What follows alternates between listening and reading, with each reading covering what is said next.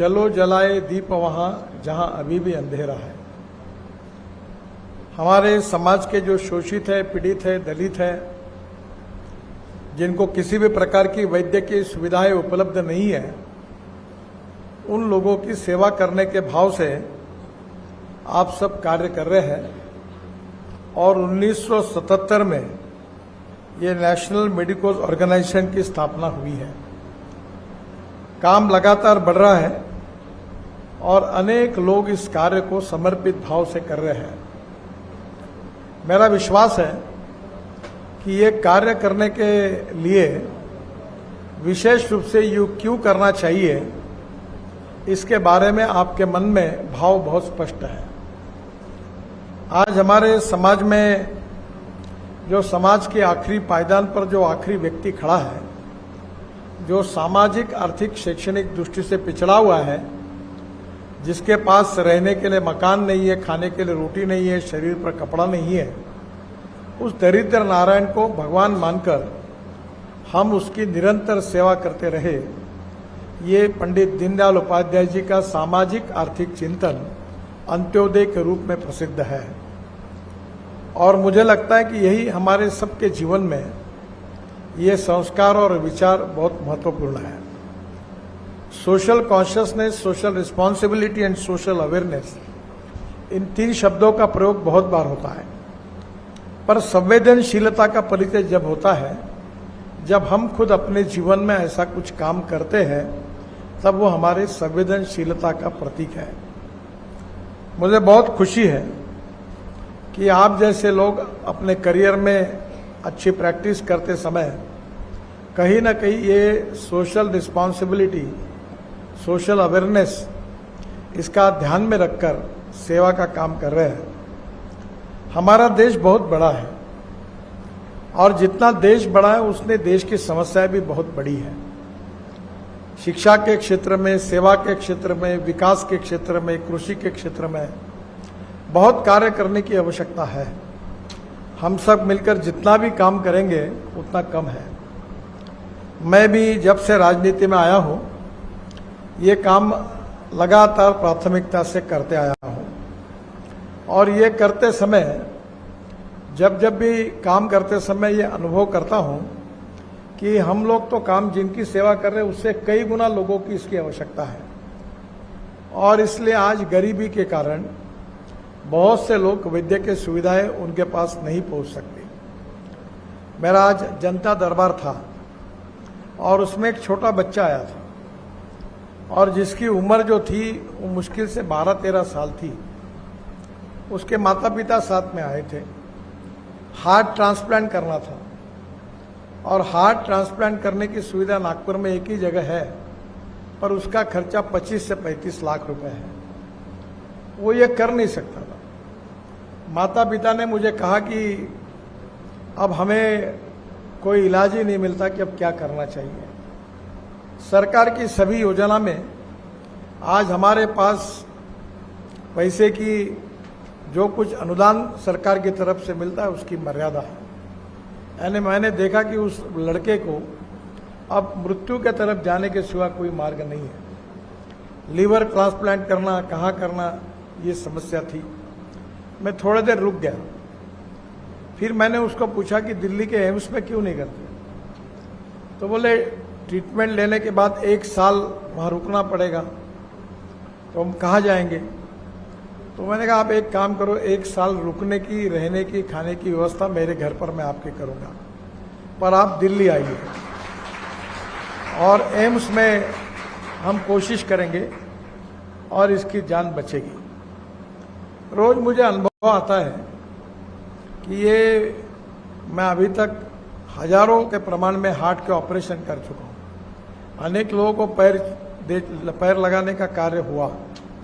और ये जब लोग मेरे पास आते हैं तो कभी कभी, आजकल पहले से ही मुझे थोड़ा सा कोई मेरे हार और गुच्छे लेके आता है तो मैं नाराज होता हूँ, मुझे पसंद नहीं है। तो जब वो आते हैं तो एक फूल लेके आते हैं। हमारे यहाँ एक पूर्व नागपुर के झोपड़पट्टी में यादव नाम का कार्यकर्ता है और उसने मेरे थ्रू अभी तक 1000 से ज़्यादा हार्ट के ऑपरेशंस उसने यशस्वी रूप से करने में मुझे सहयोग किया है। तो वो सबको 8-10 लोगों को लेके आते हैं, उनके पास गुलाब का फूल होता है और वो उनके आंखों में अश्रु होते हैं। तो मुझे ऐसे अनुभव अनेक बार आए।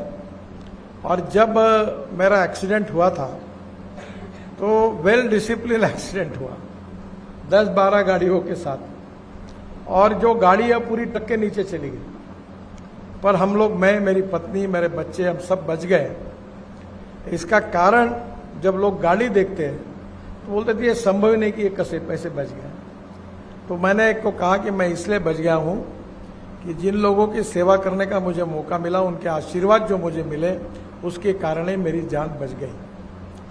और इसलिए अगर हम अच्छा काम करेंगे तो शायद हमारे मन में कोई फल मिलने की भावना नहीं होती। कर्मण्येवाधिकारस्य मा फलेषु कदाचन। हमारी भावना नहीं है कि हमको कोई फोटो छपे, कोई हमको धन्यवाद का पत्र दे, पर जो गरीबों के आशीर्वाद मिलते हैं वो बहुत बड़े होते हैं और वो आपके जीवन में बहुत उपयोगी होते हैं। और इसलिए ये जो काम आप सब लोग कर रहे हैं, ये पहली बात तो मैं आपको ये कहूँगा कि विवेकानंद जी ने कहा है कि no philosophy can be taught to empty stomach. खाली पेट को कोई तत्वज्ञान नहीं सिखाया जा सकता। तो आपकी प्रैक्टिस करिए, 2 पैसे कमाइए, घर परिवार को संभालिए, यह आपकी प्राथमिक जिम्मेदारी है। पर यह सब करने के बाद, आपका पेट भरने के बाद, उन लोगों के बारे में सोचिए कि जो आज भूखे हैं, कंगाल है, जो कोई ट्रीटमेंट नहीं ले सकते, उनके लिए हम क्या कर सकते हैं। मेरा विश्वास है कि आप अगर ये काम करेंगे तो उन लोगों के आशीर्वाद आपको बहुत बड़ी शक्ति देगी।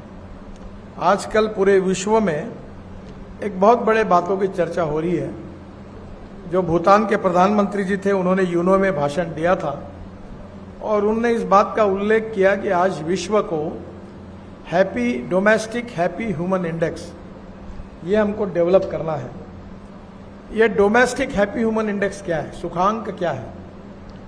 हमारे देश के नज़रों में ये सुखांक यही है कि हम सबको स्वास्थ्य के विषयक सुविधाएं मिलनी चाहिए, हमारे बच्चों को अच्छी शिक्षा मिलनी चाहिए, हमारे को 24 घंटे बिजली मिलनी चाहिए, पीने के लिए शुद्ध और स्वच्छ जल मिलना चाहिए, रहने के लिए आवश्यकता के अनुसार एक छोटा मकान होना चाहिए, युवाओं के लिए रोजगार होने चाहिए, गांव गरीब मजदूर किसान सम्मान से जी सकते उतनी उनकी कमाई होनी चाहिए, अच्छे रोड होने चाहिए, अच्छी सुविधाएं होनी चाहिए।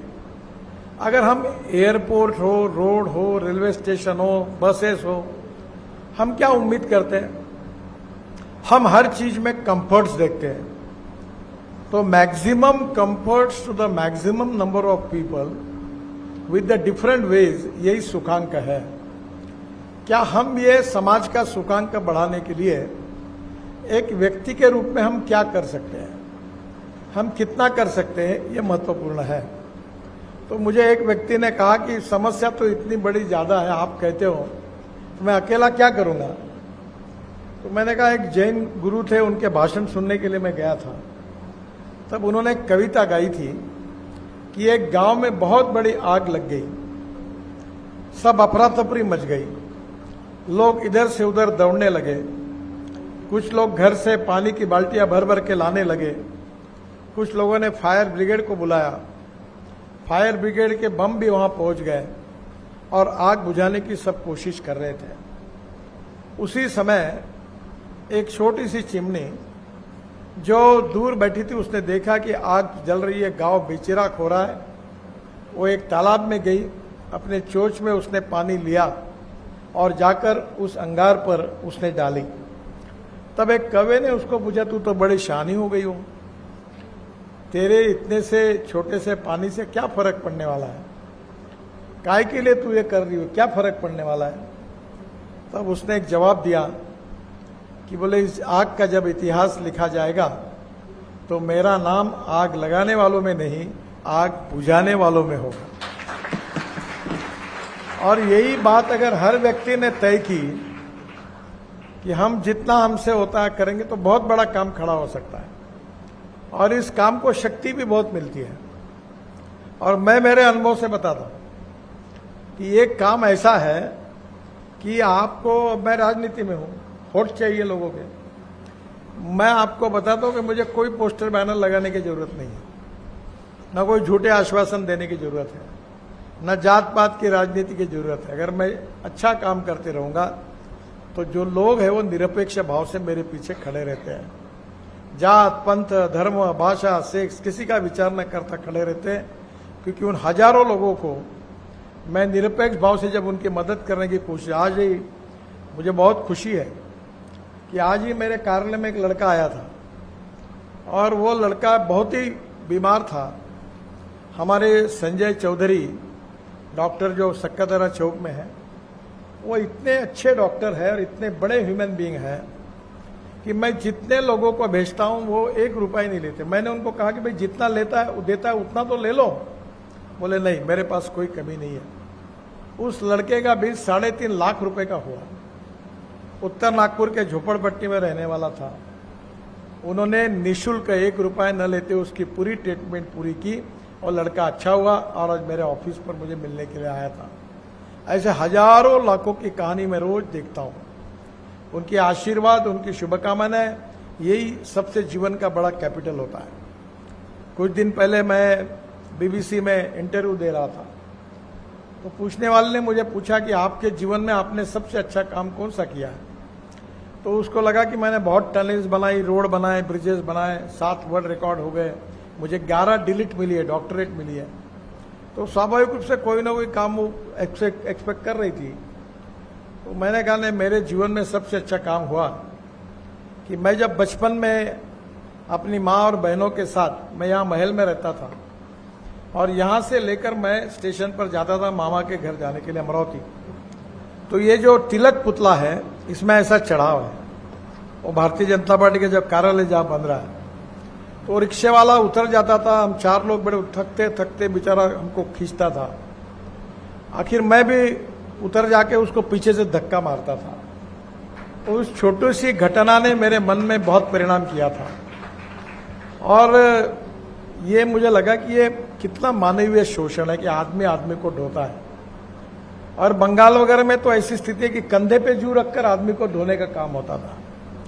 1.25 करोड़ लोग, 1.5 करोड़, 1 करोड़ साइकिल रिक्शा या इस प्रकार से कंधे पे रखकर आदमी को ओढ़ते थे और 50 लाख 1 क्विंटल 2 क्विंटल की बोरियों को अपने यहाँ रखकर पीठ पर रख के या गाड़ी पर रख के ले जाते थे।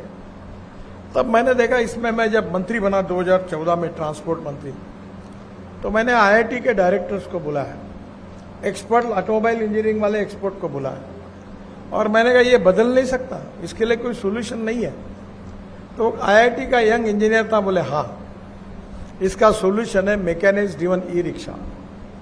और फिर मैंने पूरी ताकत लगाकर ये मैकेनिक्स ई ड्रिवन रिक्शा ये लाने की कोशिश की। सुप्रीम कोर्ट तक विवाद हुए, मैंने उसका कानून बनाया और आज मुझे खुशी है कि 1.5 करोड़ लोग जिनके शरीर से पसीना निकलता था, लगभग 99.99% अब साइकिल रिक्शा समाप्त हुआ, खींचने वाला ठेला समाप्त हुआ और मैकेनिक्स ड्रिवन इलेक्ट्रिक रिक्शा अब कॉमन सब जगहों पर आया और ये 1.5 करोड़ लोग मानवीय शोषण से मुक्त हुए।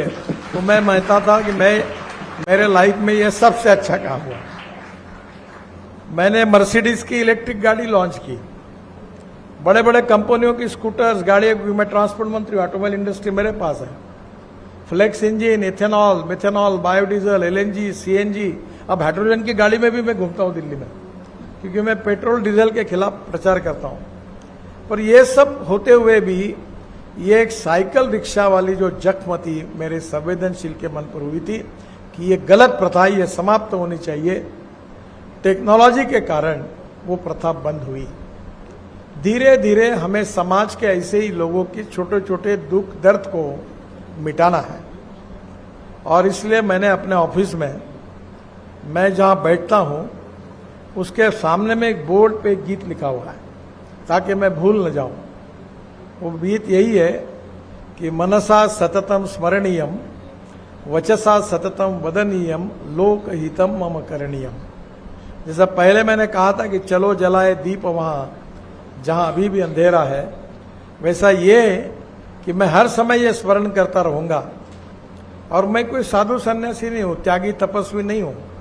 अपना घर परिवार सब संभाल कर फिर मैं समाज के लिए काम करता हूं, समाज के दुखी दीन लोगों के लिए काम करता हूं। और तुकाराम महाराज जो हमारे महाराष्ट्र के संत थे, उन्होंने कहा है कि जेकार रंजले गांजले त्यासी म्हणे जो आपुले, तोची साधु ओळखावा देव तिथेची जाणावा। इन लोगों की सेवा करना ही ईश्वर सेवा है, और आप सब लोग यही कर रहे हो। आप जैसा कर रहे हो वैसे अपने एक साथियों को भी अपने काम से जोड़िए, गांव में जाइए, दुखी जिनका दर्द है, जो किसी प्रकार की उपचारों के लिए कुछ कर नहीं सकते, उनकी ताकत नहीं है, उन लोगों की सेवा करने का काम अगर आप करेंगे तो भगवान आपको आशीर्वाद देगा। सेवा के कारण आप उसकी अपेक्षा नहीं रखोगे, पर इन लोगों का जो आशीर्वाद मिलेगा उससे आपका भी जीवन उस आशीर्वाद के कारण समृद्ध और संपन्न होगा। और इसीलिए नेशनल मेडिकल ऑर्गेनाइजेशन यही काम से विचार से प्रभावित होकर कार्य कर रही है। उन सभी डॉक्टर बंधुओं को, बहनों को मेरी हृदय से बहुत बहुत शुभकामनाएं। कल बाबा साहेब अम्बेडकर जी को हम सब लोग अभिवादन कर रहे हैं। वो सामाजिक समता, आर्थिक समता और समरसता के प्रतीक थे। इस समाज से छुआछूत, अस्पृश्यता, जातीयता समूल नष्ट करके कोई भी व्यक्ति उसकी जात, पंथ, धर्म, भाषा और सेक्स से बड़ा नहीं होता, उसके गुणों से बड़ा होता है। इस विचार पर विश्वास रखकर अपने व्यक्तिगत जीवन में उसके अनुसार अनुसरण करना चाहिए।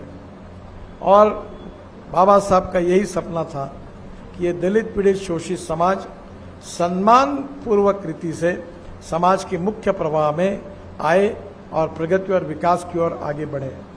तो मुझे लगता है कि हम सब लोग इसी संकल्प के साथ ये कार्य करेंगे तो ये कठिन है पर असंभव नहीं है। आप सबके प्रयासों से वह निश्चित रूप से संभव होगा।